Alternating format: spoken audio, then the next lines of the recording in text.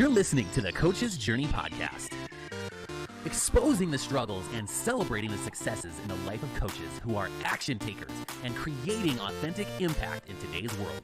Whether you're just starting out, expanding your reach, or exploding your impact, you're in the right place right now. Stay tuned and be sure to subscribe to this podcast. Now, here are your hosts of the Coach's Journey podcast. We have a treat for you today. We have a special guest. His name is David Richter. And here's why you really want to pay attention to this. David is the author of Profit First for Real Estate Professionals. It's right here, one of my favorite books. And you might be thinking to yourself, well, but I'm not a real estate investor. Well, that's okay. There's still time. But more importantly, David has written a book, and as his journey of being a consultant and running a business has gone, he's used the book as an opportunity, at least that's what I've seen. He's used it as an opportunity to really refine his ability to be the expert of the craft in his niche or niche, depending on where you're at. And so we want to hear his journey about how that's happened, kind of how he's gotten up to writing this book, as well as then everything that's happened since then, which has resulted in a podcast and tons of speaking engagements. I see you taking pictures all over the place about stage. Look at me at this stage. And I know there's a lot of coaches who aspire to being an author, a speaker, all of these things. So this is super exciting. I can't wait to hear and get some nuggets out of your story, David. Well, thanks for having me. I just like sharing because it's been a crazy journey on so far. So if this can help anyone out there, just, either bring more freedom to their family or like, just what does it take to do some of this stuff and to get to some multiple seven figures? Like, okay, here's the roadmap. I don't know. Do you want me to just dive into it, or do you have any specific questions? Because like I could start when I was born. I was born as a baby. Just kidding. I won't go that far back, but I don't know where you want me to start. Start from the point of struggle. Like what were you struggling with, and then how did it send you on this path? So I started as a real estate investor. So I started in 2012, bought my first property, and during the course of that time period, bought more properties and then started working with a real estate investing company where they were doing a good size amount of deals, 5 deals a month. So like think of a fix and flip show on HGTV. They were doing about 5 of those every single month, which is a 60 a year. That's pretty good. But we grew that company from like 5 deals a month to 25 deals a month. So almost one a day. We did 300 deals at our highest point. So it's like almost flipping a house or like buying a rental or something like that at 25 clips a month.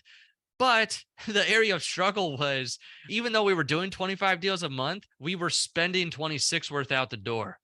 So it's like, why are we doing all this? So that was one of the first light bulb moments in my mind, because at that point I was about 25. I'm like, this is insane. Why are we bringing in and doing all this stuff and have so many staff and like doing so many deals if we can't bonus anyone? The owners aren't able to take more pay increase. What is going on here? So that was my first eye-opening, that even though it looks like you're doing a lot, doesn't mean that you're keeping a lot. And I was like, oh, okay, that seems to be a big deal here. But then I was going to masterminds and events where there were other coaches, entrepreneurs, real estate investors, and they talk about what they're doing from the stage, but then you hear them at the bar later crying like, oh my gosh, I don't know where any of the money's going though. So I'm like, okay, it's not just us then. So that was comforting and discouraging all at the same time. Like I'm not there alone, but then, oh shoot, this is like a common theme. Yeah. So what happened was I moved across the country, started working with another investor, but at this time I was much more savvy. I was like, show me your books. If we're going to do a business together, like show me your numbers. Well, guess what? They were a mess. Just like most people's businesses, they don't have the right bookkeeper or the right person providing clarity. So like we got it cleaned up, got him the clarity. I helped him like get it in order. And then the light bulb went off in his head. He's like, hey, there's where all my money's been going. I have a bunch of, rentals and in my portfolio, and I'm able to refinance now because he was under leverage. And I just saw, okay, this is not just us. This is not just people at masterminds. This is probably like a recurring theme.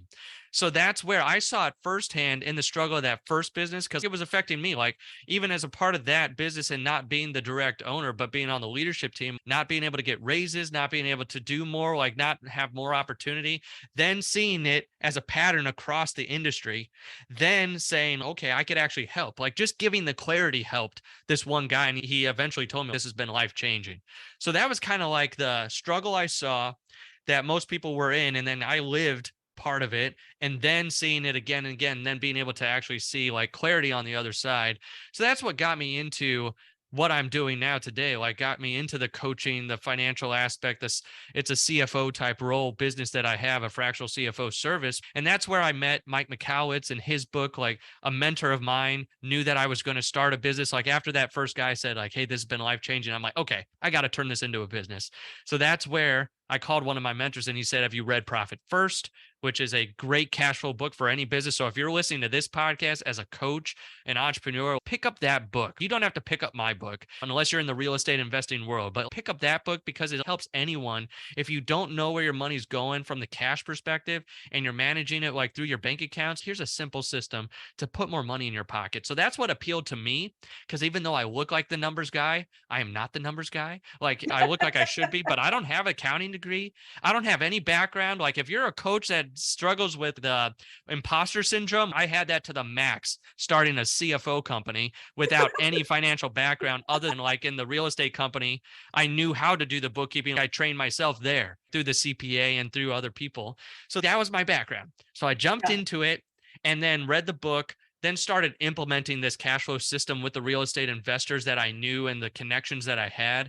That's what got me down the road of like, okay, I think I should write a book specifically for this industry because it's different enough. Like the cash flow system can be modified enough and specific examples for real estate investors versus just the general system that I could become the authority in my niche. So that way, that's when I went to the guy who wrote the original books and I said, can I write this one? Here's my background. And he said, yes. And that was like how the book deal got done. So that's kind of the struggle from living the 25 deals a month, spending 26 worth, and then going from like, okay, that's not just us having that problem to here's where the opportunity that I was able to insert myself in a lot of businesses. So that's a very high level overview of that journey. Oh my gosh, I love that. There's so many aspects of that to unpack. So one of the themes that I'm seeing with you, David, is you've acted out of courage a lot because you saw a problem and you had one success. Somebody's like, oh my gosh, this is life transformational, business transformational. And you took that one thing and you're like, well, maybe I could make a business out of it. That takes a lot of courage to try to kind of grow something big out of that one moment. Yes, I think it was, man, because, okay, that's where a lot of people struggle with like the fear, and then the courage is just acting on that fear and not letting the fear stop you. So yes, there was definitely that part of it. But I also have to give credit to a lot of the people that have poured into me my entire life and the real estate investing industry too. Like I knew, even though I could help this one guy, that this was a problem. Like most people struggle with, and honestly, people listening right now probably struggle with, where is my money going? I'm good at consulting, I'm good at coaching, but like, yeah, right, I would rather stick my head in the sand, or I'd stick my finger in a light socket than look at my P&L and my balance sheet and like, what in the world is going on? So I understand that as well too, very much being the entrepreneur. So I had that, and I tell people, kind of when I first started, I almost felt like I had good connections from the industry I was in. So that's why I tell people, like, if you struggle with imposter syndrome, that might be your greatest strength, is that you're not the actual person that is the expert in a certain area of like, okay, I'm not a CFO. My background's not a CFO. My background's real estate investors, but that helps me understand the real estate investor more of like what really matters to them. So that's where it's like, do you have that, or are you the actual expert? Because then it's like, well, then get that imposter syndrome out there. But that's where having the courage, what else was good too? Was that first guy that I was working with, he was like, you're starting a business? He's like, oh man, because we were working together, and he's like, I don't want to lose you, and I want us to build something together. But then he turned around the next day and said, could I be your first client? He's like, I'll pay you what I was already going to bump up what we were going to get paid. And like, this was the split. He's like, I'll do that for you, but I'll just pay your business now and be an actual client. So that guy believed in me right from the very beginning. So that was huge wind in my sails. Then it was reaching out to my network and saying, do you think this is viable?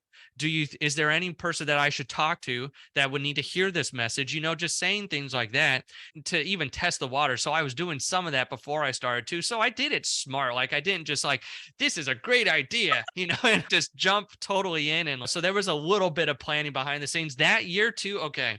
Now I'm remembering more. You're uncovering a lot of things like that I forgot that year. This is nuts. I do not recommend anyone do this, but I read, I think 131 books that year.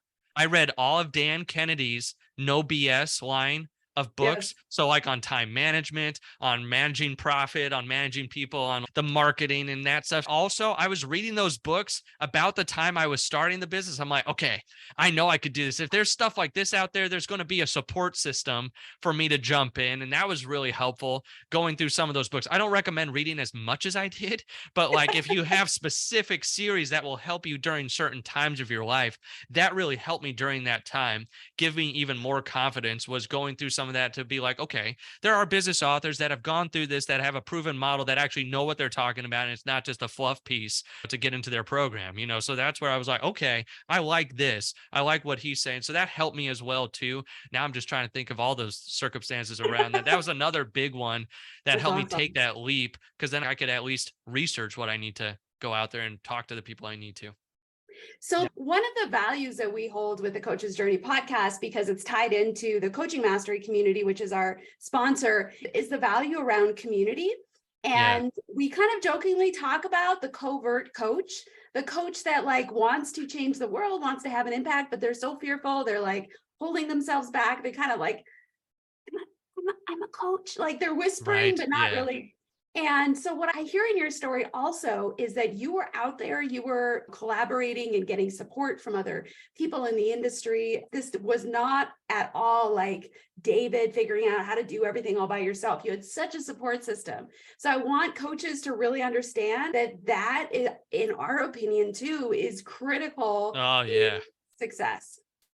100%. Like that is so key. And it doesn't even necessarily have to be the people that you're speaking to. It could be good mentors, friends from your past that also have some experience that you don't, or might have connections that are connected to what you're going into. So it's like, I had a good support system to start off with, but not everything was business serving too. It was just like, I'm thinking about this. What do you think? Like with your background and your emotional intelligence, what do you do? Am I making a rash decision here? So it was like having some of those good people along the way. So yeah, I don't like the covert stuff, especially if you say you want to change the world. It's one thing if you say, I want to provide for my family, I have this specific goal. And it's like, well, then you could probably do very well, the covert coach, and be like, okay, I'm on an island, but I take very select clients and like, I'm very exclusive. I'm more like a recluse, like leave me alone. I'm this hermit, but it's like you have to climb the mountaintop to get to me. So unless that's you have to be talking to people.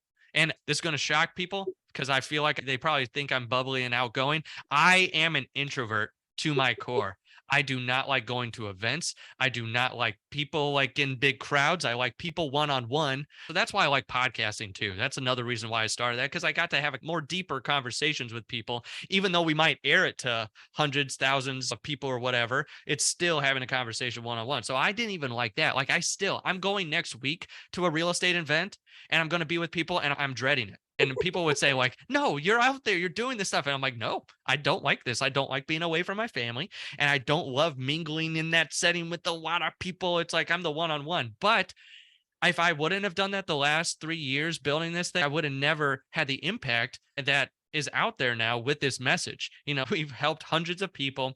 It's been millions of dollars coming in telling us that we're actually doing a good job, so it's like, this is where I know that it needed to go. So it's like, if you want to change the world, you have to get out there and actually talk to people in the world and like say, here's what's going on. And the other thing too is that I found out, okay, you want to know if you have a good business model or not, after doing organic stuff, like going out there and speaking or traveling or doing a podcast, something it's organic, but it's not paid traffic like Facebook or something like that. Run paid traffic and see how it does.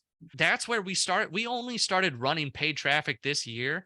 But because I had been out there speaking, got the book out there, like paid traffic has been nuts for us. Our return has been crazy because there's another thing too. It's not just because I was out there, but the message that you get to your audience too. I've had 3.5 years of doing the same exact presentation, probably over 100 times in person, until I've got it to where I have it today. So it resonates more with people and it's simple. I had to get the message as simple as possible because when you first start going through it, you are the expert.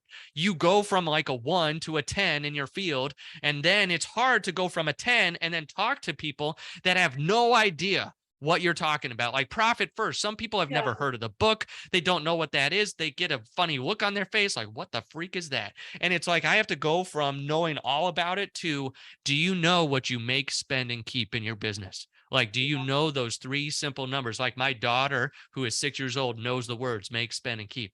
That was another key along this path too, was trying to get it as simple as possible. Because people think, oh, if I just run paid traffic, all my worries will go away. It's like, well, how good is your message? How good is the offering? Like, how good are you going to be actually doing this stuff? I could keep going and going, but someone else should probably take it and run with it and give me a question. David. There's too much for us to handle. It'll have to be a 5-hour conversation. Thank you. Yeah, no kidding. Awesome.